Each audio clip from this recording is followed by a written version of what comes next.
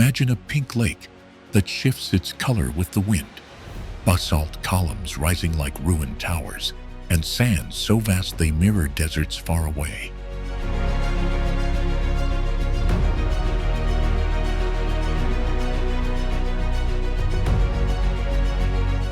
In this video, I'll lead you from misty Carpathian peaks to Pip Ivan's abandoned White Elephant Observatory perched in clouds. You'll see Khotyn's canyon cliffs, the Dniester's hidden tributaries, meeting the sea in ways most travelers never imagine.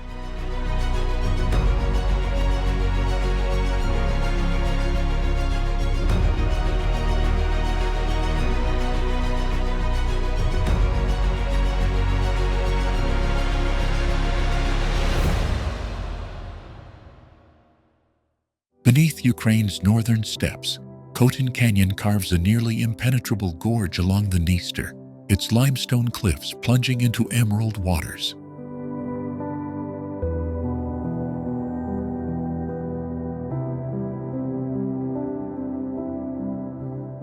Do you know that Khotyn Canyon hosts relict plant communities and cliffside caves with archaeological layers that bridge Europe's ice age to medieval trade routes?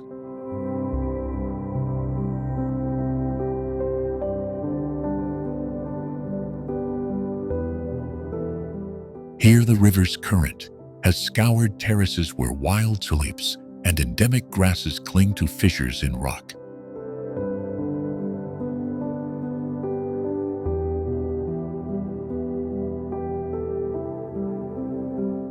High above, Khotyn Fortress perches like a sentinel, its stone foundations anchored directly to the canyon's bedrock, tying natural and human histories together.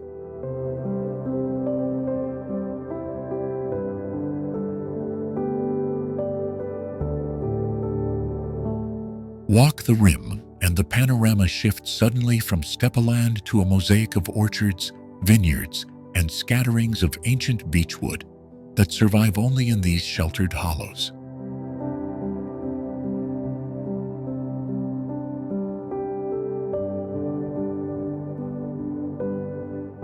Where tributaries feed the Dniester, hidden meanders form reed-lined coves that become nurseries for migratory birds and rare freshwater mussels.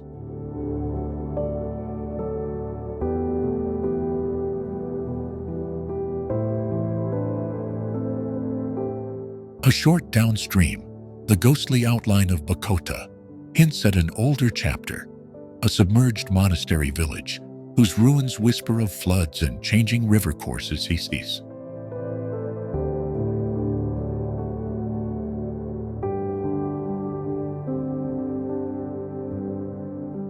The canyon's microclimates created by sun-warmed cliffs and cool river breezes let species normally found farther south persist here, making Khotyn a biological crossroads.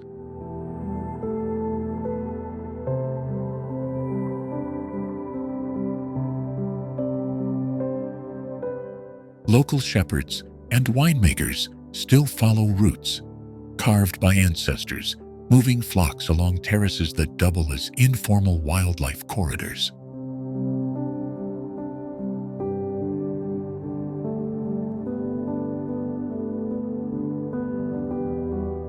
Hiking between outcrops reveals fossilized shells and seabeds miles from the modern coast, evidence of a prehistoric sea that once flooded this land.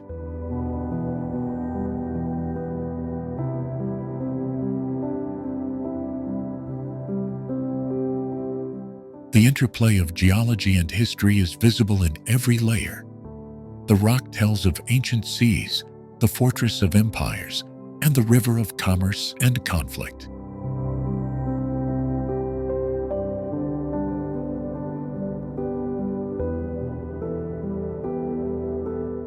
Conservationists today map rare orchids and steppe butterflies here, while archaeologists coax stories out of pottery shards and cave strata.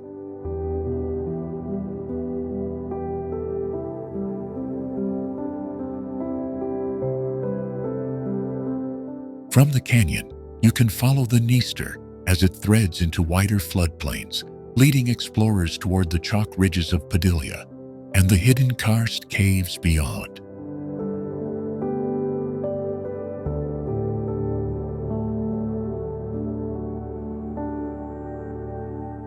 Each landscape folds into the next, so a trail that starts at a cliffside chapel can end at a riverside marsh teeming with life.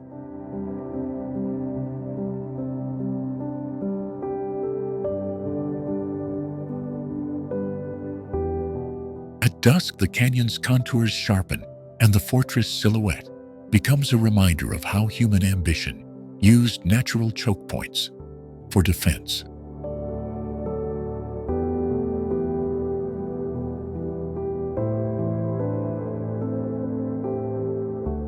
But even more compelling is how nature reclaimed margins of war. Reed beds hosting swans that now outnumber old centuries.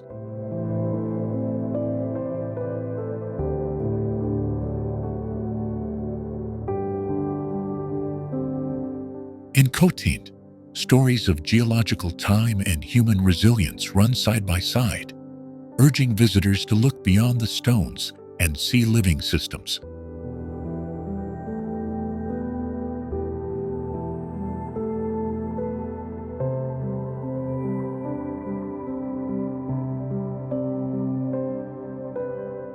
To step into Khotyn is to step into a layered narrative, where each turn of the trail reveals another surprising chapter of Ukraine's natural heritage.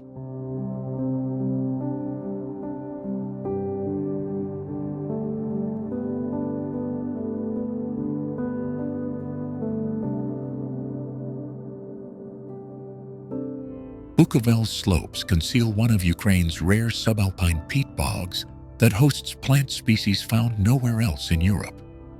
Do you know Bukovel's Polyanitzia meadows bloom with alpine gentians that turn the hills electric blue for weeks each summer?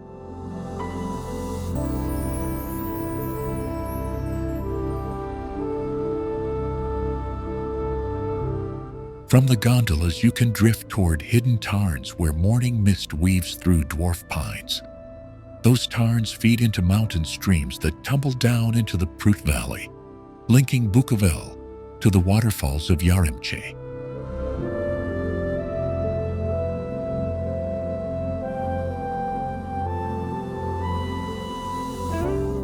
Horses still pull hay carts in nearby villages, and the Hutsul craftsmen carve icons and ceramics that carry ancient mountain symbols. A short drive leads you to the winding road that climbs toward Hoverla, Ukraine's highest peak, whose slopes cradle glacier-formed cirques.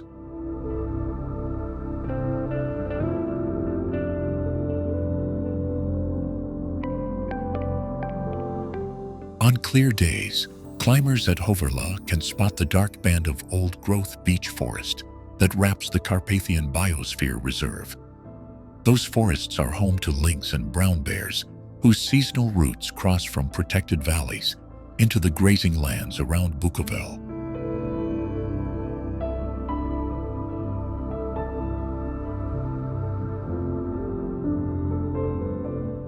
In autumn, the mountains become a mosaic of chestnut and larch, and shepherds smoke cheese in smokehouses that still follow centuries-old recipes. Villages like Yablunitsia and Voroshta keep festivals where dancers wear embroidered shirts and play trembita horns, echoing through the passes.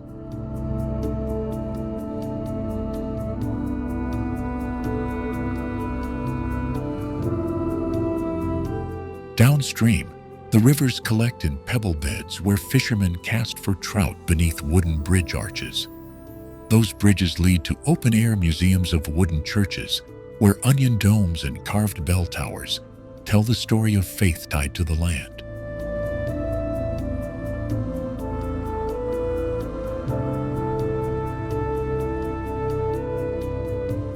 In winter, Bukovel's chairlifts stitch together a patchwork of runs that descend into spruce forests, each trail ending at a mountain hut.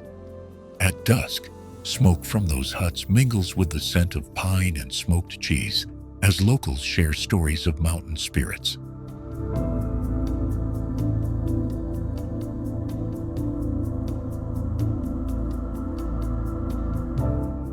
Spring melt reveals fields of blue crocus and rare orchids that botanists come to document, mapping seedlings as if reading the mountain's calendar. Those same botanists collaborate with rangers who guide visitors along sustainable trails from Bukovel into the protected meadows and peatlands.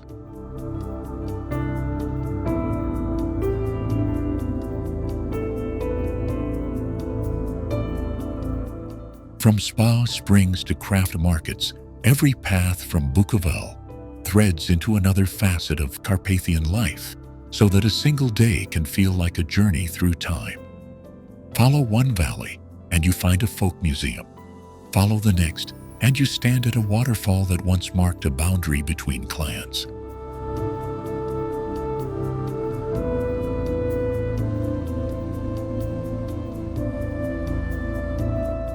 Here, the landscape refuses to be inert scenery and insists instead on conversation, inviting you to trace rivers to ridgelines and stories to their source.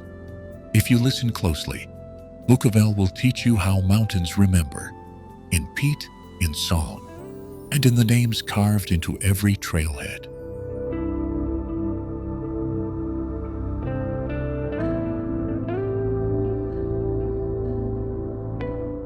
Lake Synevyr sits high in the Carpathians, the largest mountain lake in Ukraine, and a rare example of a basin formed by a massive landslide.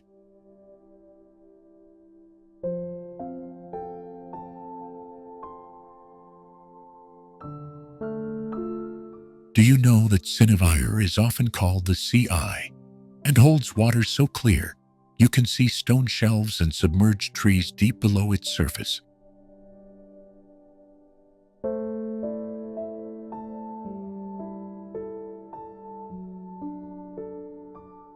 Its shoreline is ringed by primeval beech and spruce that survived the Ice Age, sheltering species found nowhere else in Europe.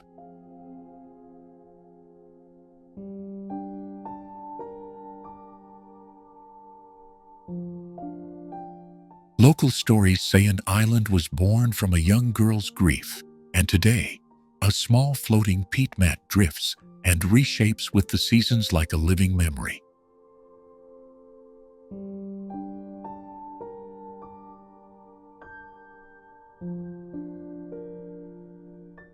Visitors who step onto the wooden walkway speak of a silence that feels deliberate, as if the mountain itself holds its breath between wind and otter.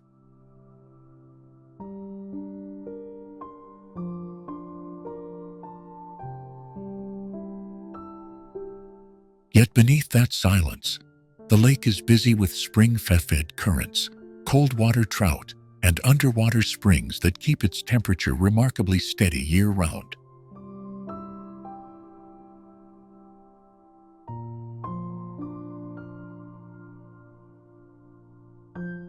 Conservationists have guarded Synevyr since the mid-20th century, restoring wetlands and protecting habitats after periods of logging and overfishing threatened the basin siphon.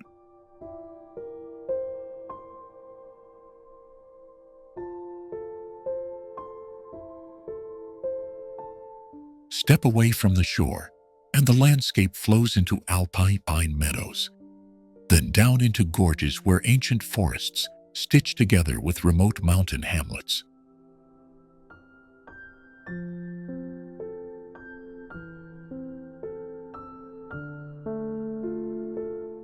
Those hamlets still weave the myths of Synevyr into wedding songs and shepherds' tales, binding culture to geology in ways few places manage.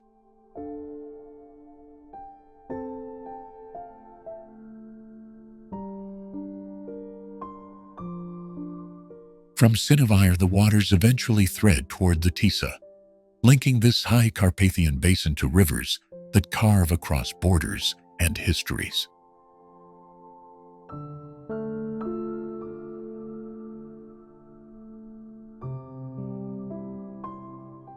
That connection makes the lake more than a postcard. It is a living hinge between ancient ecosystems and modern landscapes trying to coexist.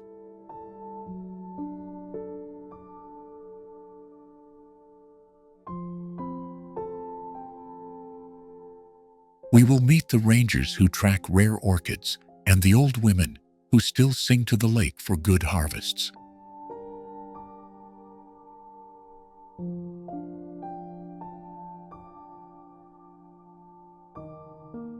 We will also explore how tourism, conservation, and ancient rites collide in this fragile mountain theater.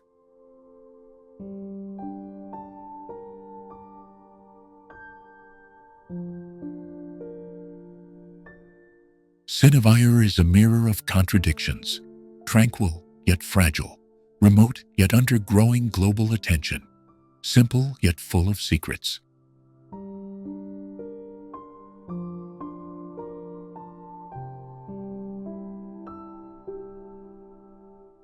Stay with us, and you'll learn why protecting one small mountain lake matters to rivers and people far beyond the Carpathians.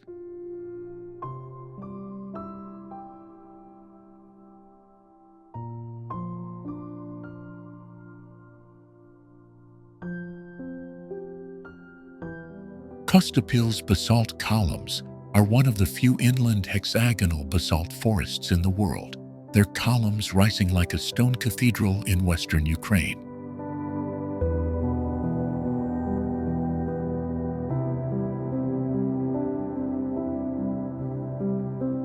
Do you know that the basalt columns of Kostopil were formed by rapid cooling of lava flows millions of years ago, and that some columns interlock in perfect geometric symmetry?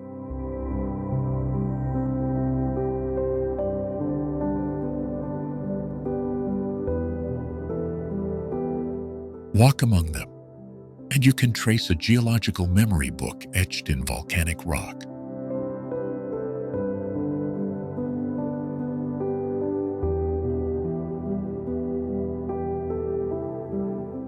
Local legends whisper that the columns once marked the boundary between ancient tribes and that the stones hum faintly on stormy nights.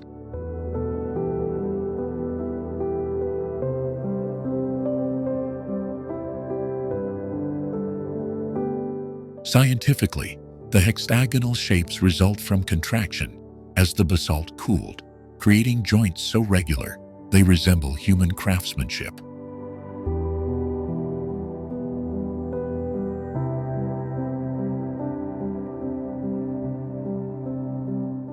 Ecologists have found rare mosses and lichens colonizing the sheltered crevices, species that exist here and nowhere else in Ukraine.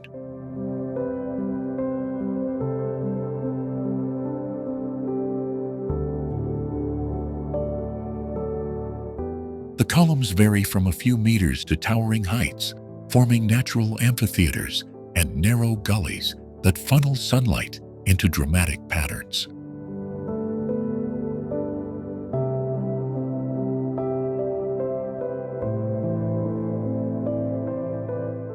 Seasonal shifts paint the rocks with subtle tones: silver frost in winter, emerald moss in spring, ochre lichen in autumn, turning the site into a living palette.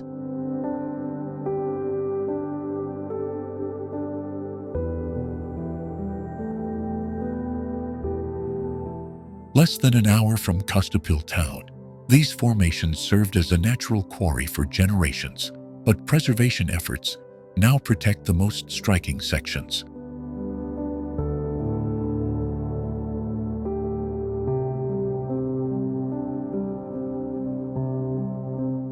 Archaeologists have discovered flint tools and pottery shards at the base of some cliffs, suggesting human presence here for millennia.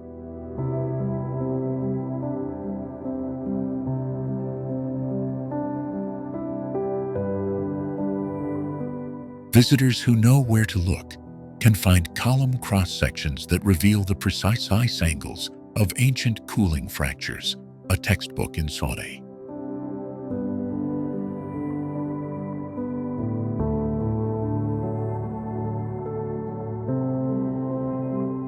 Guides sometimes demonstrate how the columns can be split along joints with predictable breaks and insight into ancient construction techniques.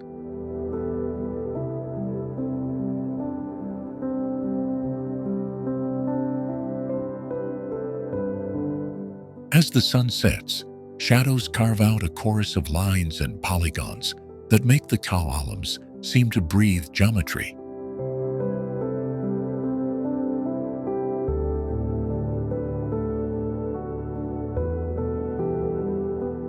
Linking outward from Kostopil, similar basalt fields appear sporadically across Ukraine, connecting this site to a larger volcanic story that reaches the Carpathians and beyond.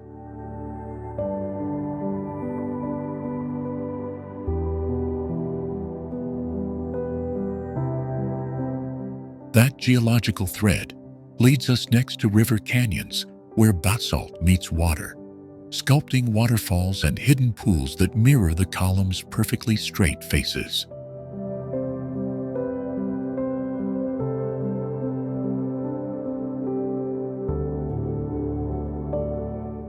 Follow that trail, and you'll understand how rock and river collaborated over epochs to craft landscapes both brutal and serene.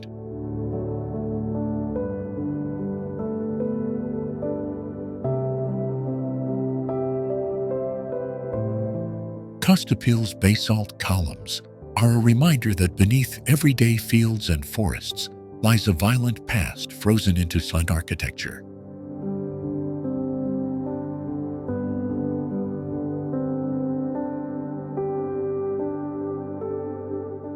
To stand among them is to read an ancient geometric chapter of Earth's history few travelers expect to find in Ukraine.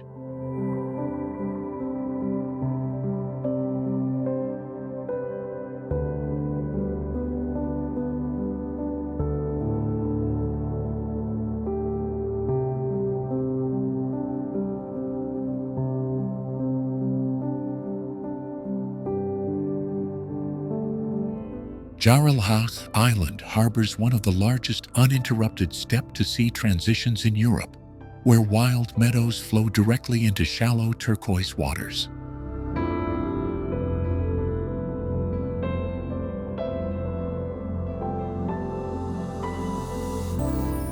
Do you know Dzharylhach Island is famed for its therapeutic black mud and saline lagoons that locals believe heal skin diseases and joint ailments?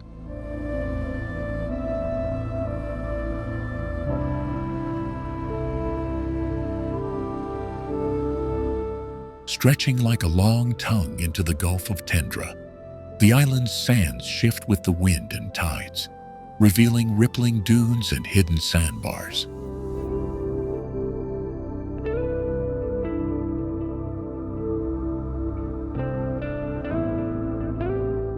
Its shallow coastal shelf warms quickly in summer, creating waist-deep swimming expanses that gleam like inland seas.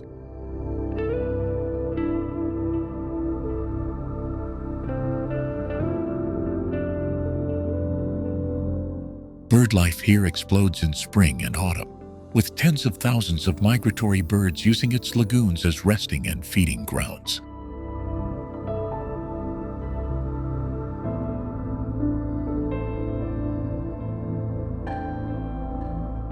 You can spot herons, egrets, terns, and even rare steppe falcons hunting over the grass and salt pans.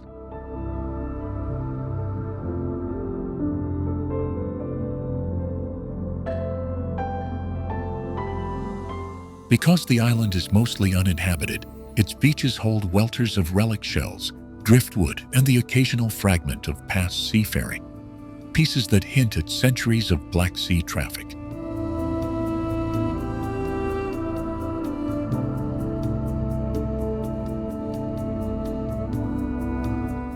Beneath the shallow waves lie eelgrass meadows and nurseries for fish that feed the coastal communities around Kherson and Skadovsk.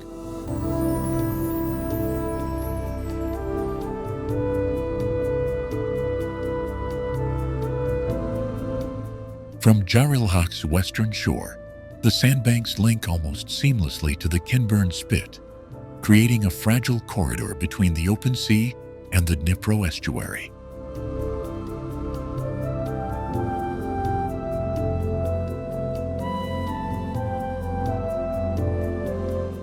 This connection means tides and currents carry salt, sediments, and marine life between protected lagoons, shaping both the island and nearby wetlands.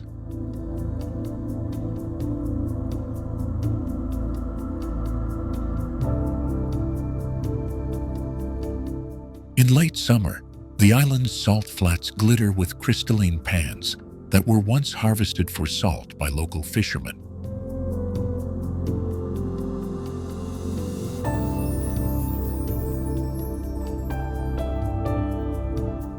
Today, those same flats are fragile ecological treasures, feeding brine shrimp and migratory flocks that calibrate the health of the entire coastal system.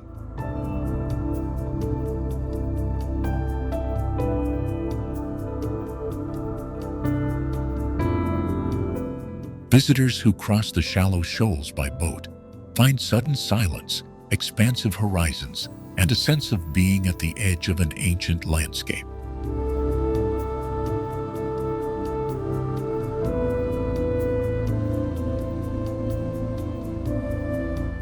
Yet this isolation links directly back to the mainland, where small fishing villages and reed beds depend on the island's bounty and protection.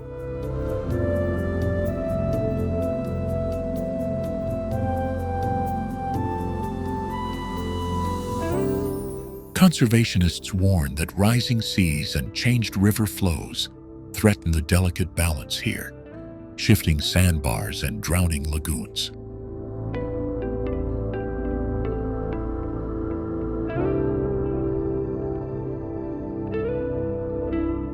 Understanding Dzharylhach's rhythms is therefore essential for preserving the coastline that stretches toward Oleshky Sands and beyond.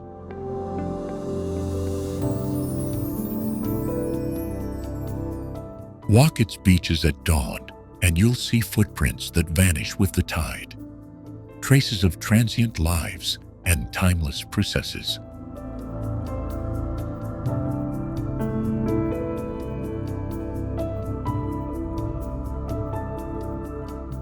And as you follow the shoreline toward the Kinburn Spit, you begin to understand how one island's quiet patterns shape a much larger coastal story.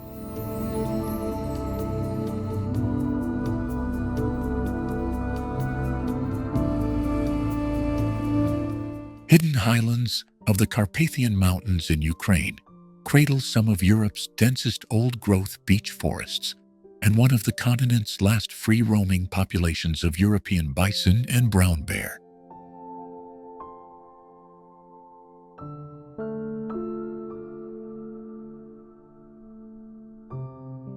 Do you know the Carpathian Polonina meadows, elevated pastures where rare orchids bloom, and ancient shepherding traditions still shape the landscape?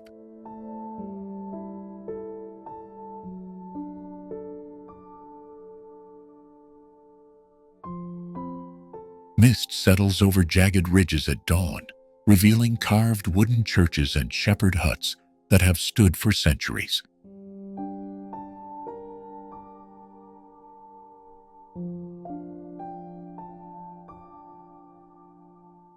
Deep within these valleys, streams that begin as humble mountain trickles gather force and become rivers that will later thread through Ukraine's plains.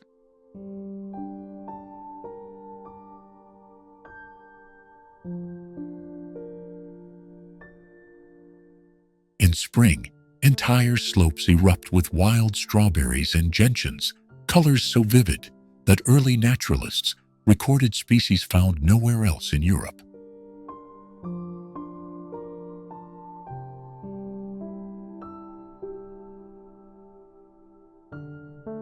Snow lingers high on north-facing slopes until late May, creating microclimates where alpine butterflies and endemic plants survive in isolation.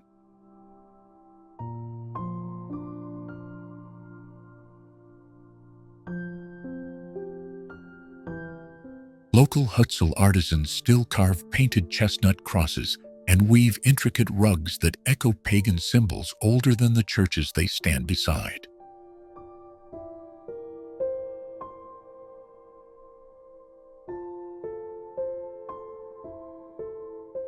Listen closely, and you'll hear shepherd songs that contain melodies mirrored in the shape of the valleys themselves, passed down without notation.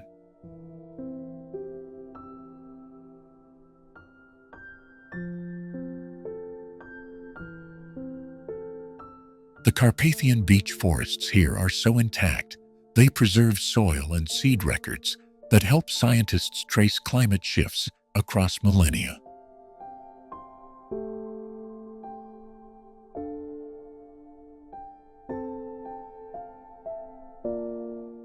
Hidden caves under limestone cliffs shelter relics of prehistoric hunters and the tiny stalactite pools that glow faintly in torchlight.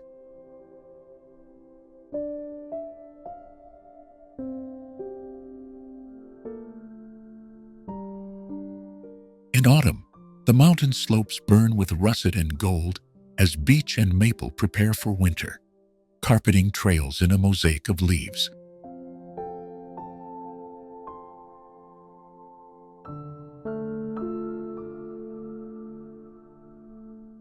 By winter, powder-soft snow transforms the region into a silence, broken only by the distant rumble of avalanches and the crack of frozen wood.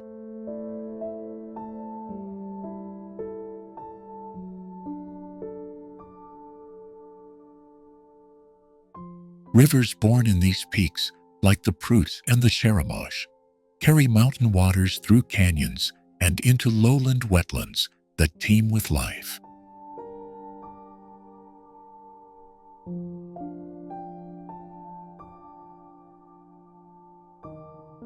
These waterways stitch the Carpathians to the Dniester and beyond, forming corridors for birds and fish that link distant regions of Ukraine together.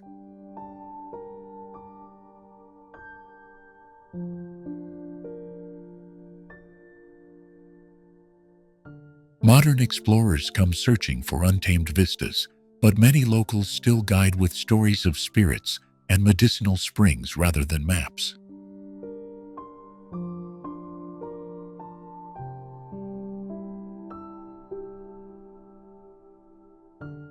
Their whispered directions lead to hidden glades, forgotten ruins, and panoramic pools that reveal why this range has guarded secrets for so long.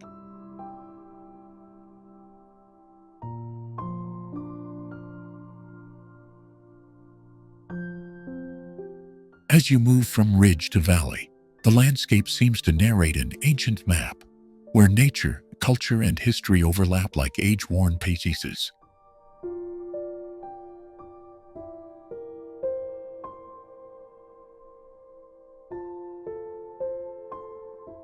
Follow these mountain-born rivers, and you'll find the Carpathians were never isolated, but intimately connected to the wider story of Ukraine's land and people.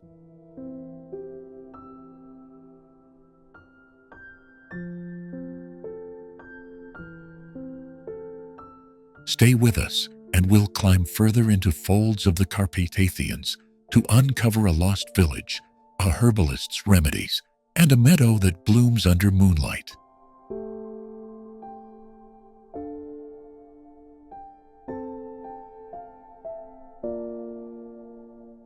Every step here is a question that the mountains answer slowly, revealing more than scenery, revealing living traces of a continent's wild heart.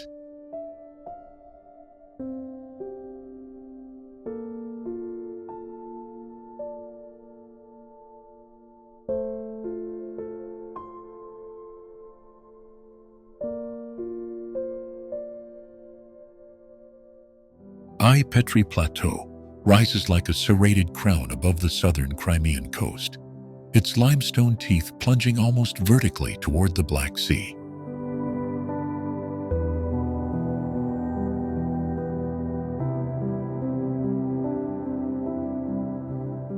Do you know that Ai-Petri Plateau is home to one of the most persistent wind corridors in Europe, where gusts shape the rock into its iconic jagged silhouettes?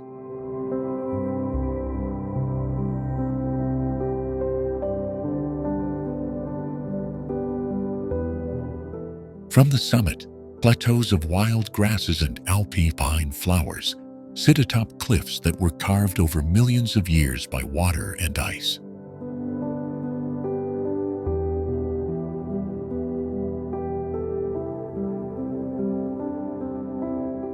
Beneath those meadows, a hidden world of karst caves and sinkholes channels rainwater into secret springs and caverns that still surprise geologists today.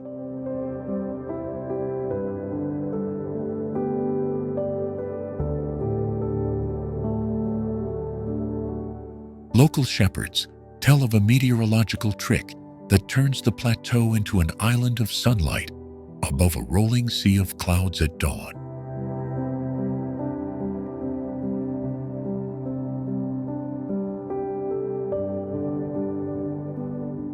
That inverted landscape flips your sense of scale.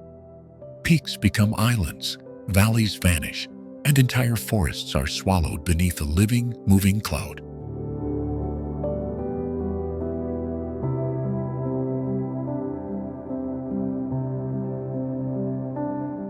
Ai-Petri's chain of pinnacles are nicknamed the Teeth for good reason. Each spire is a record of erosion and time, standing like fossilized combs against the horizon.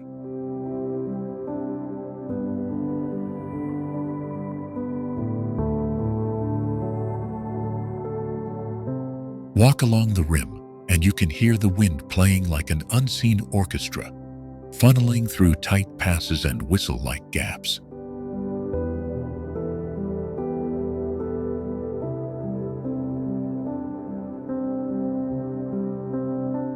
Less known is how the plateau once served as a natural watchtower for centuries of sailors and clans, its visibility extending dozens of kilometers over the sea.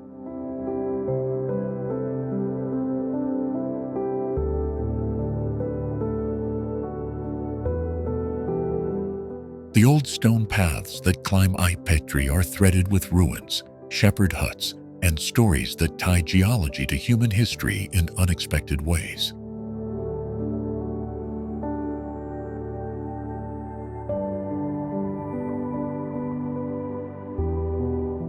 In winter, frost etches the limestone into lace, and avalanches periodically sweep scree into the lower terraces, changing the look of the plateau almost season to season.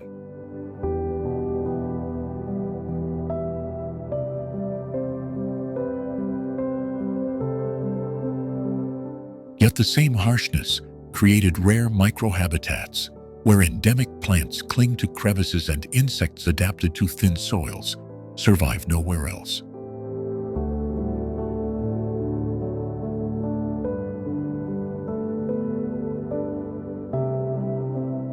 Engineers once built a daringly steep cable car here, which still slices the vertical distance between sea and summit in minutes, offering a vertiginous ascent few places can match.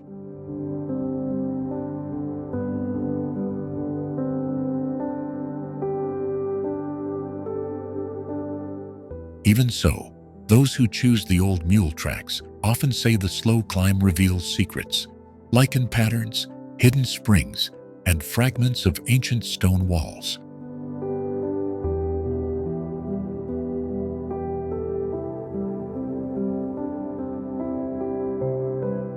Scientists studying Ai-Petri now use drones and LiDAR to map its caverns and cliff faces, discovering microclimates and rock weathering patterns that rewrite regional models.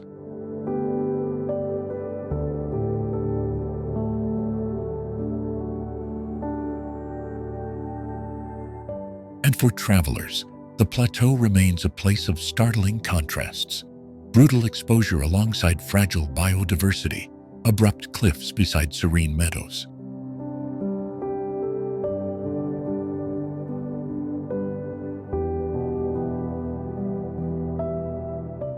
Later in this film, we'll trace a stone path down from Ai-Petri into the coastal towns below, showing how cliff, cloud, and sea stitched the human story of Crimea.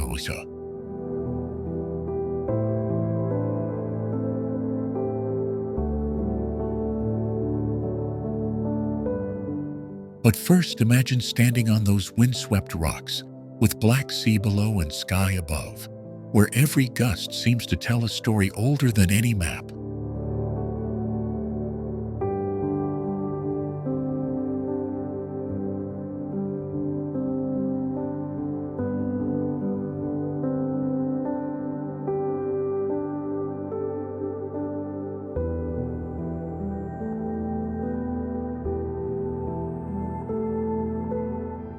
Do you know Hoverla shelters relict alpine meadows where cold-loving plants survive far south of their usual range?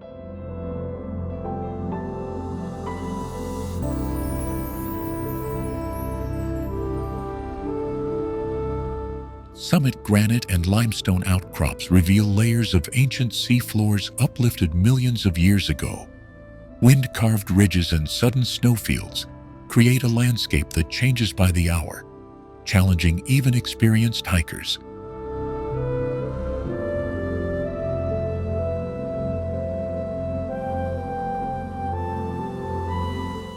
In summer, carpets of edelweiss-like gentians and rare orchids burst through shallow soils, painting slopes in electric colors. Birdsong here includes species more typical of northern latitudes, carrying a whisper of ice age migrations across time.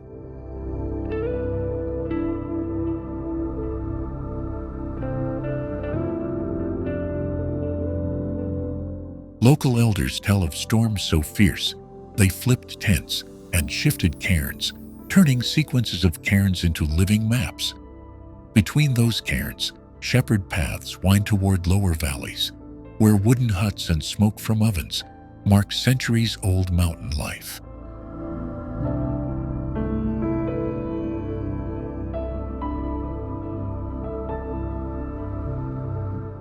At dawn, the summit offers a rare silence, broken only by the slow rotation of clouds spilling over the ridge like milk. That silence hides less visible treasures, endemic mosses, ancient soil crusts, and insect species found almost nowhere else in Europe.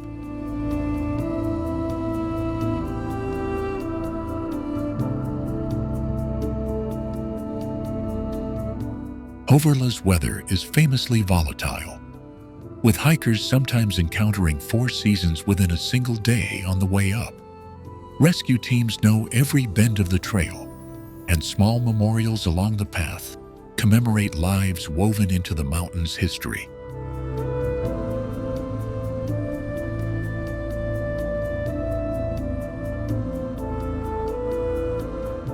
From the summit, you can trace the Dzharylhach chain, a spine of highlands that stitches together villages, rivers, and folk traditions. Hikers rarely descend the same way, preferring the high ridge trail toward Pedros, and then on to memory-laden wooden churches below.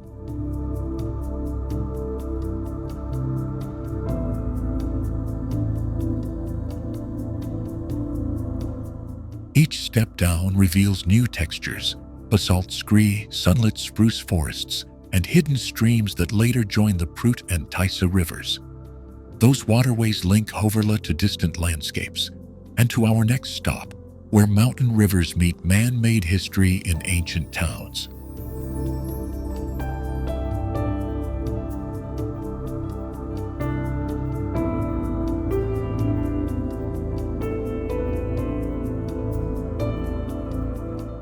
On the sun-scorched steppe of southern Ukraine lies Lemurian Pink Lake, a salt basin that turns a surreal rose at midday.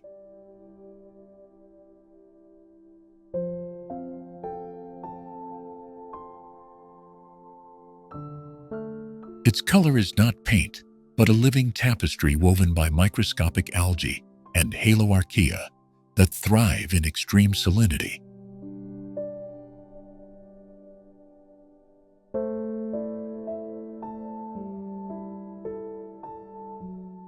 When the water retreats, vast white salt flats glitter like broken mirrors, and the exposed mud smells faintly of earth and ozone.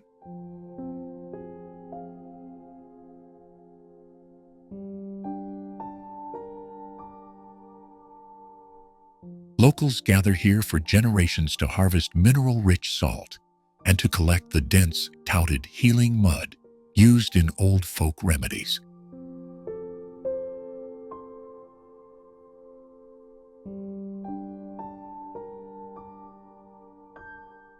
In spring, the shallow pools deepen, and the pink intensifies as Dunaliella salina floods with carotenoids, feeding the tiny organisms that stain the waters.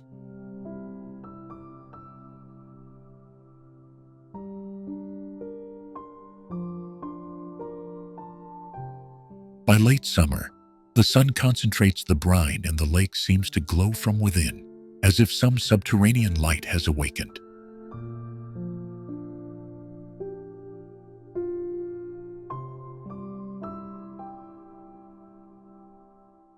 Birds follow the tint, with flocks of migrating waders turning the rim into a transient promenade of feathers and reflection.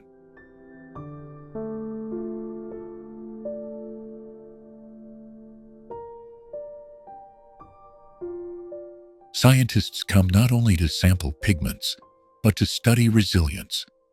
Organisms that survive here could inform biotech and climate research.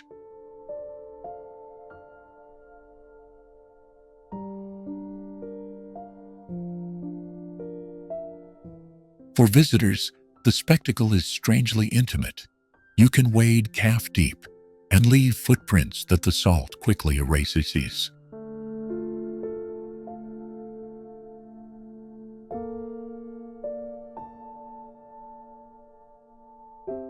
Children collect crystallized halos like candy, and elders tell stories of Lemurian sailors and a lost lagoon that once linked this basin to the sea.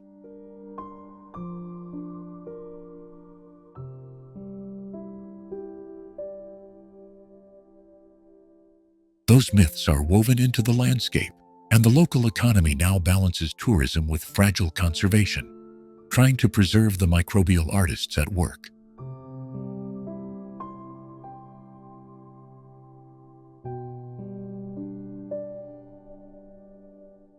Community stewards monitor water levels and limit off-trail exploration, so the pink will continue to reappear each season.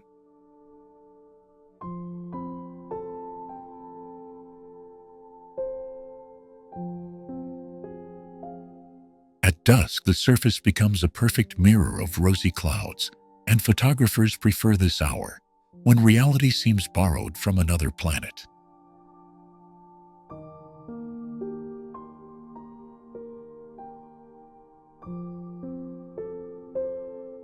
But the lake also teaches a quieter lesson about scarcity and abundance, how a handful of microbes can transform vast emptiness into vivid color.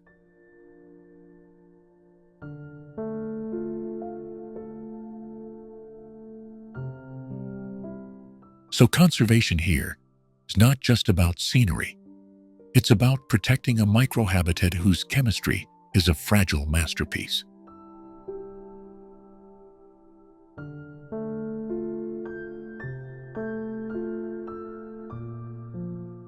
Local guides lead respectful walks, teaching how to read salt crystals and pointing out tiny shrimps that flash like jewels beneath the surface.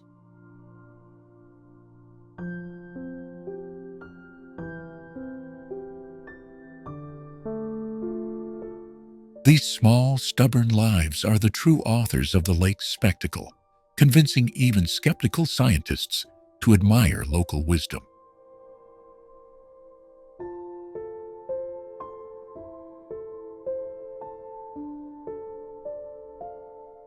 And when the sky finally spills stars over the pink water, the basin hums with insects and the hush of an ancient steppe settling to sleep.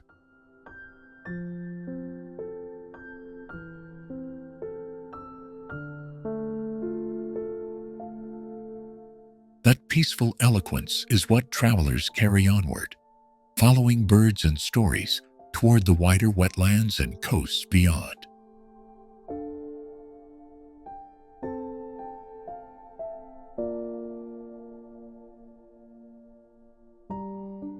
Mount Pip Ivan's White Elephant Observatory perches at 2 meters and is one of the highest astronomical observatories constructed in Eastern Europe. Its brutalist stone shell weathering, decades of solitude.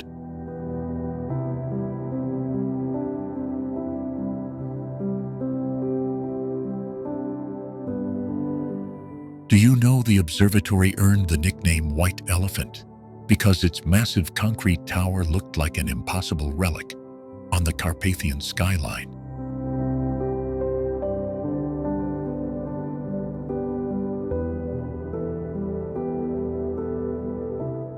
Built in the late 1930s by Polish scientists and soldiers, the observatory once housed telescopes, meteorological instruments, and bedrooms for researchers.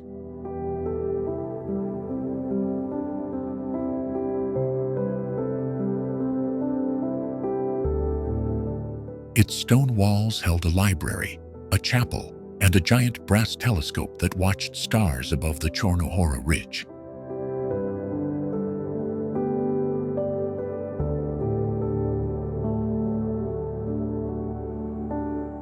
Abandoned after wartime border changes and decades of neglect, the building became an eerie monument, swallowing snowdrifts and mountain fog.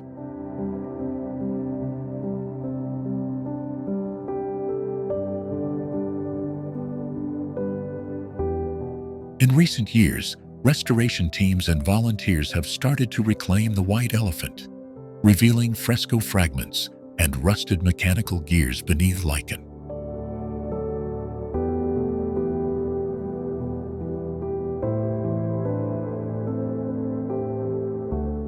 Hiking up to Pip Ivan connects trekkers to the larger Chornohora Trail, a spine of peaks that links this observatory to Mount Hoverla and the alpine meadows stretching east.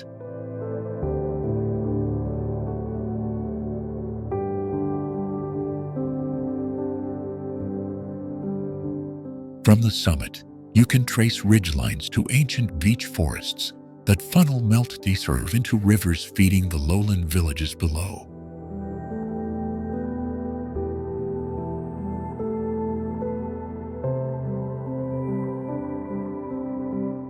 Locals pass down stories of midnight watchmen and storm-bound scientists who measured the sky in candlelight, a human thread that ties this remote outpost to mountain communities.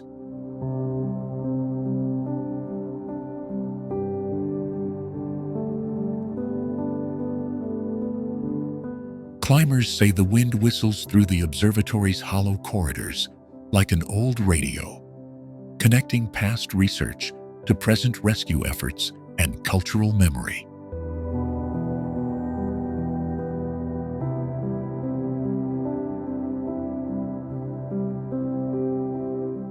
Restoration has become a bridge between history and tourism, with mountain hosts guiding visitors along routes that begin in carved mountain towns and end at the White Elephant's door.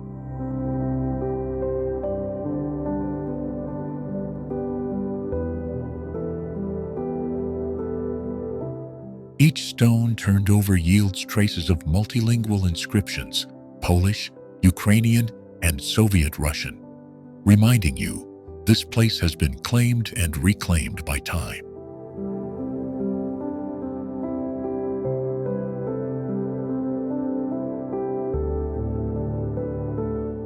At dawn, the observatory's silhouette frames a sunrise that paints the Carpathians in colors that miners, shepherds, and poets have described for centuries.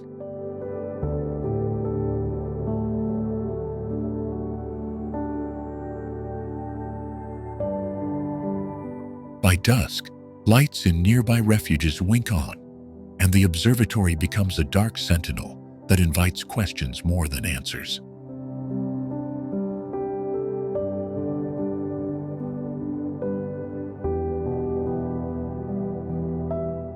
If you follow the old wartime paths further along the ridge, you'll find connections to wartime bunkers and shepherd huts, each revealing another chapter of human survival here.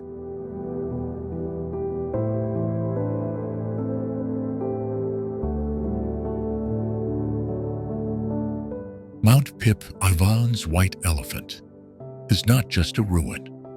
It's a waypoint that links science, conflict, and renewal across the Ukrainian highlands.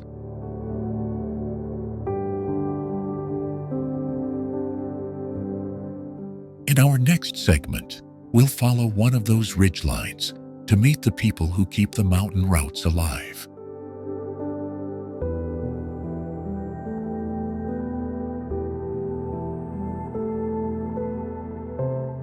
Their stories will show how a single forgotten observatory helped stitch together the cultural map of the entire Chornohora range.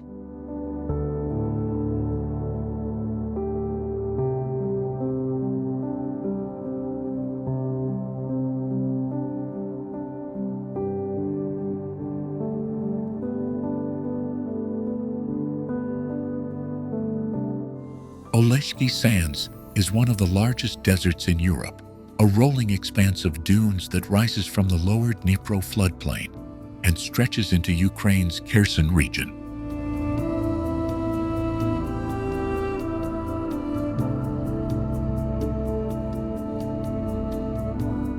Do you know that Oleshky Sands hides peat islands, ancient juniper groves, and relict steppe species preserved by unique wind patterns and river dynamics?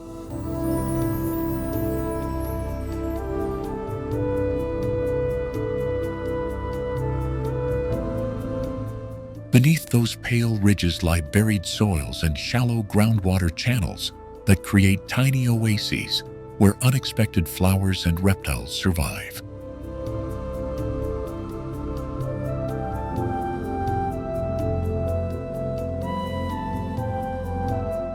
Human stories are written into the dunes too. Wartime routes, long-abandoned homesteads, and even Soviet-era experiments peek through the sands like shaded postcards.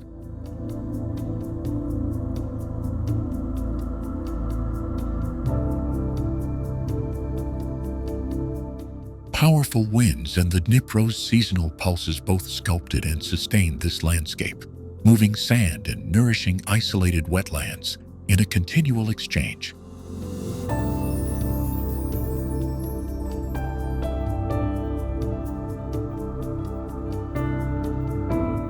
Researchers visit to read the paleoclimate recorded in layered sands and to watch how corridors of steppe reconnect with riverside reed beds.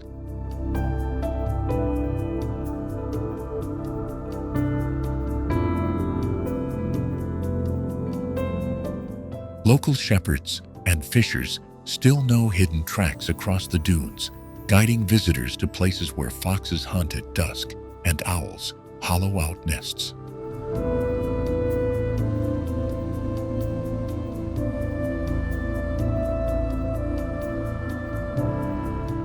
From the desert's rim, you can follow a clear seam into cultivated fields and poplar-lined banks, a stark border between shifting sand and human-made order.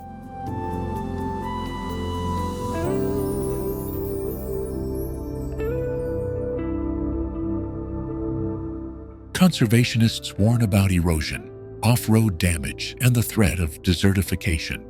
But restoration efforts plant native shrubs to stabilize migrating ridges.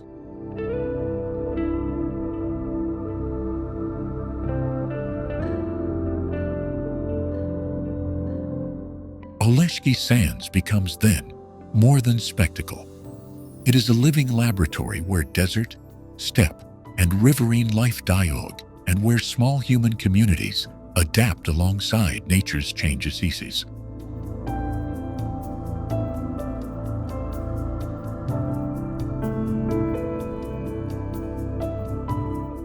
Walk the old trade paths here, and you encounter storytellers and modest museums that recall how the sands once swallowed roads and later surrendered them back to memory.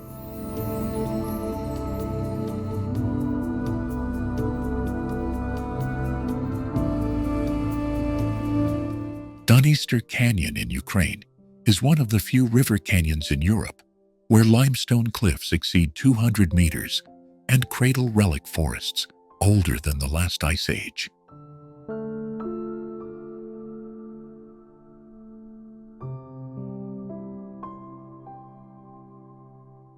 Do you know that the Dniester Canyon harbors isolated populations of Balkan and Carpathian plant species found nowhere else in Ukraine?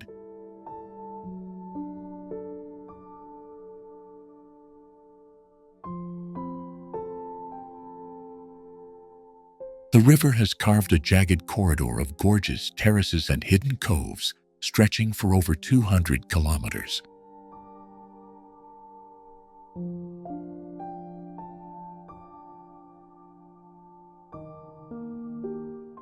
Within those walls lie limestone caves that preserve fossils, underground streams and microclimates that keep rare orchids and ferns alive.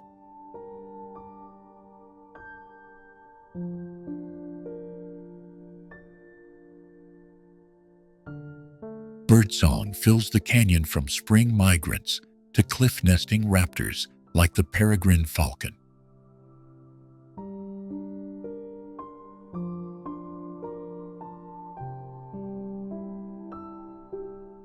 In spring, the valley floods with wildflowers and rare orchids that cling to sheltered ledges and shady ravines.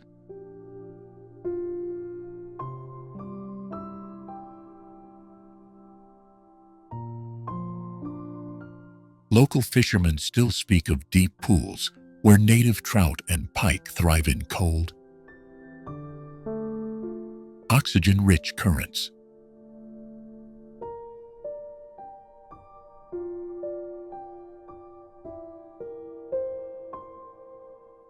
Human history mirrors that wildness. Ancient trade routes followed the river, and medieval fortresses like Khotyn and Dniester on its banks, linking water and stone.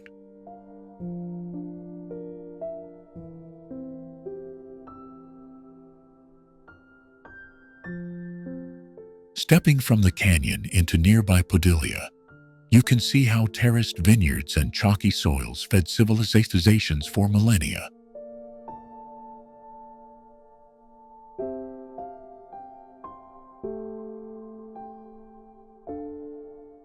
That connection explains why monasteries, folk settlements, and watchtowers dot the road, each using the river for defense, transport, and myth-making.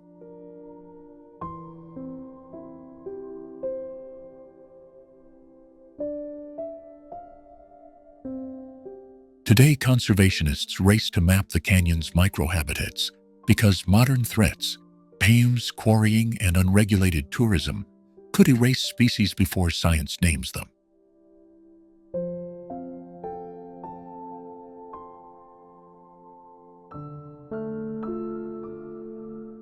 Yet small communities stubbornly protect traditional boat building and seasonal grazing, preserving knowledge that links the canyon's past to its future.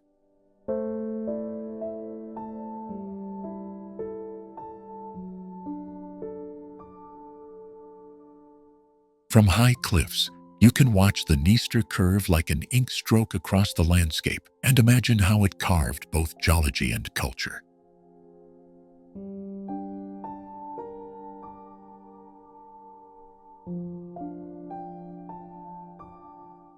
Downriver, the canyon hands the story on to wide floodplains and the delta that eventually meets the Black Sea, a natural highway for people and birds alike.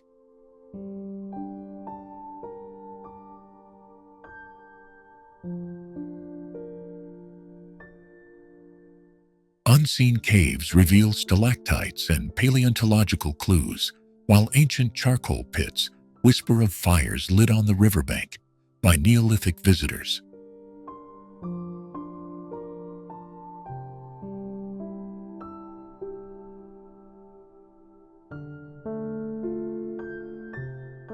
In the next segment, we'll explore riverside villages where craft, music, and stories keep the Dniester's spirit alive for the next generation.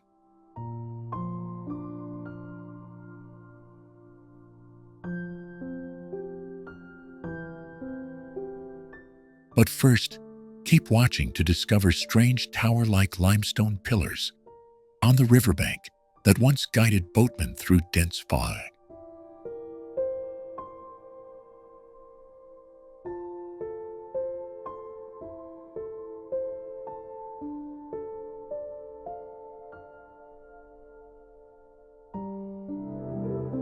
From the whispering beach forests of the Carpathians to the sunlit terraces of Odysseus' coast, Ukraine's landscape stitches together extremes of life.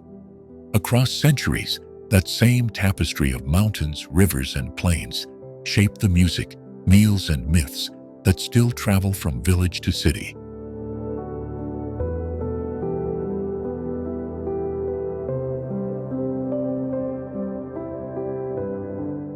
Lviv's cobbled lanes carry the scent of coffee and centuries of exchange that linked Central Europe's trade routes to Black Sea ports, like Odessa. Those ports sent goods and stories up the Dnipro, bringing riches and ideas that helped shape Kyiv's golden domes and the nation's sense of identity.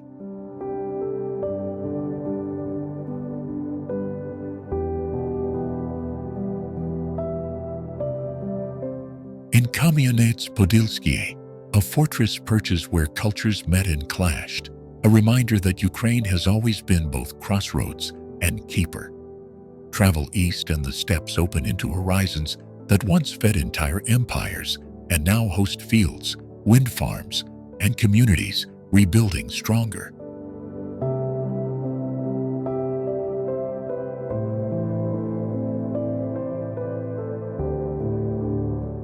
Near Pripyat, the silence of Chernobyl has paradoxically become a refuge for wildlife and a lesson in resilience and the keys of human hubris. That tension between fragility and renewal echoes in towns rebuilding after recent conflicts, where art and agriculture reclaim spaces and futures.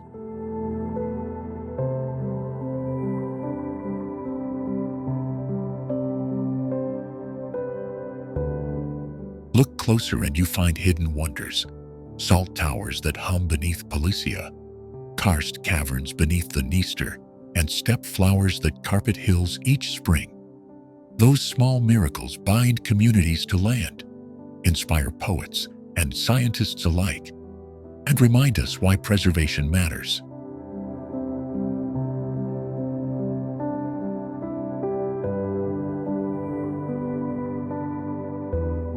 As we leave these places together in memory, we carry their contradictions: a fierce devotion to heritage, an inventive spirit, and landscapes that refuse to be tamed.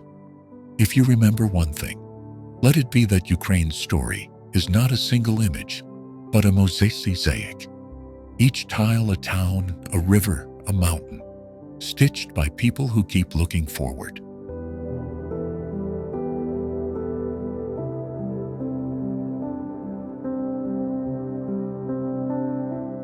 There are more secrets hidden in its valleys and city streets than this hour could hold, waiting for the curious to return.